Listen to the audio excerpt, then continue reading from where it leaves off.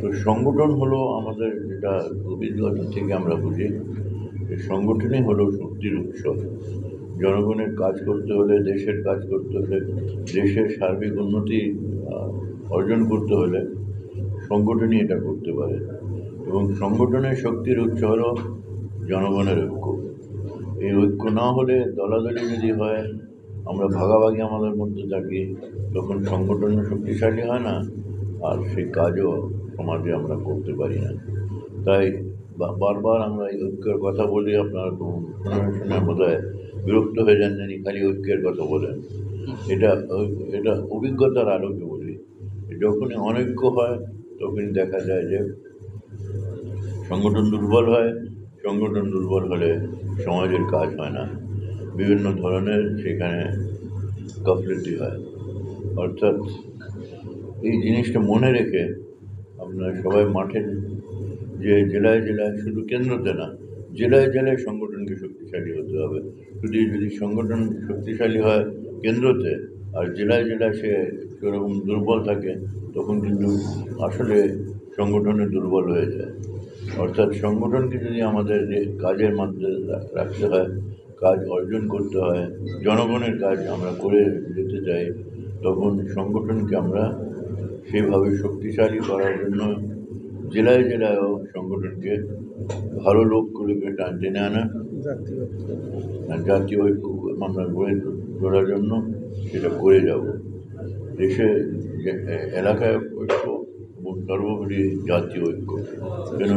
যারা মারা গেছে তাদের জন্য এবং যারা সহযোগিতা দেওয়া। কম লোক কিন্তু জীবন দেন এই আন্দোলন সংগ্রামে অংশগ্রহণ করতে গিয়ে এবং করেছে। আমরা গর্ব করতে পারি যে আমাদের যারা সংগঠন করেন, তারা যে কোনো জনগণের আন্দোলনে পুরা দমে অংশগ্রহণ করেছেন এবং সফল আন্দোলন করেছেন, কিন্তু করতে গিয়ে অনেকেই জীবন দিয়েছেন। তাদেরকে আমরা আজকে তাদের আমরা স্মরণ করি এবং তাদের আত্মার মঙ্গল কামনা করি।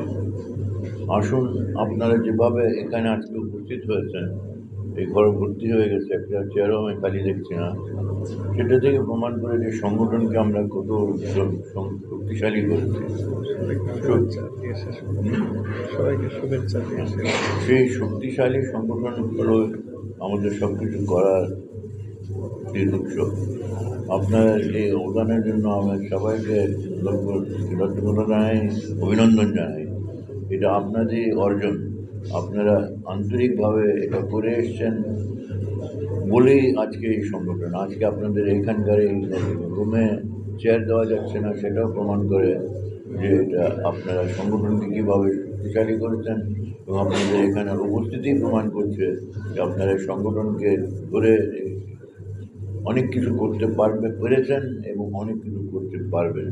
এটা করতে পেরেছেন, সেটা জনগণ উপলব্ধি করছে বলেই আপনারা তা জনগণের সমর্থন পাচ্ছেন। জনগণ আপনাদেরকে পাশে যাচ্ছে এবং পাশে রাখবে, এবং আপনাদের শক্তি আরও বৃদ্ধি হবে। তো এই শক্তি বৃদ্ধি করার জন্য আপনারা যা করে এসছেন, এই কাজটা আরও সুন্দরভাবে করে যাবেন, এটা আমি বিশ্বাস করি, এবং করে যাচ্ছেন।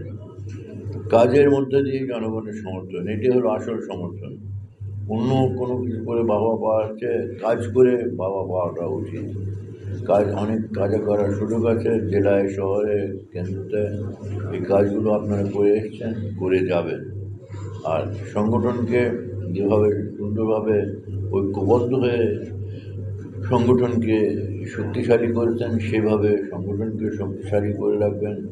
আপনাদের এখানকার উপস্থিতি যেটা প্রমাণ করছে যে সংগঠন এখনও আরও শক্তিশালী হয়েছে।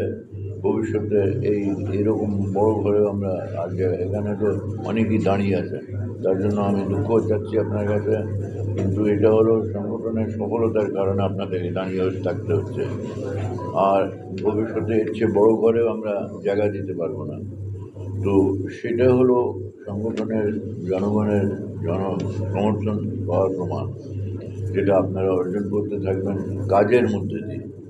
যে সমর্থন পাওয়ার মতো সমর্থন, সেটা হলো কাজের মধ্যে অর্জন করা সমর্থন। জনগণের কাজ করবেন, জনগণ আপনাদেরকে সমর্থন দেবে এবং সেই সমর্থন শক্তির উৎস হবে সংগঠনের। তরুণ ছেলেরাও তখন উৎসাহিত হবে এই সংগঠনে যোগদান করতে এবং ভালো তরুণ ছেলেরা যদি আসে সংগঠনের শক্তি আরও বৃদ্ধি পাবে। তো শুভেচ্ছা দিয়ে শেষ করে হ্যাঁ, তো সেই কারণে বলছি যে আপনাদের এখানকার উপস্থিতি আজকে যেভাবে রুম ভর্তি হয়েছে, ভবিষ্যতে সে বড় রুমে আমরা জায়গা দিতে পারবো না। তবে আসুন আমরা কাজ করে যাই, কাজের মধ্যে দিয়ে কিন্তু সংগঠনের শক্তি বাড়বে এবং সেই শক্তি হলো আসল শক্তি।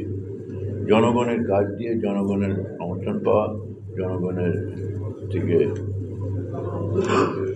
শক্তি নিয়ে কিন্তু কাজ করা এবং জনগণের জন্য কাজ করা, সমাজের জন্য কাজ করা, শুধু কেন্দ্রতে না, জেলায় জেলায়, প্রত্যেক জেলায়ও কাজ করতে হবে, মানুষের কাজ।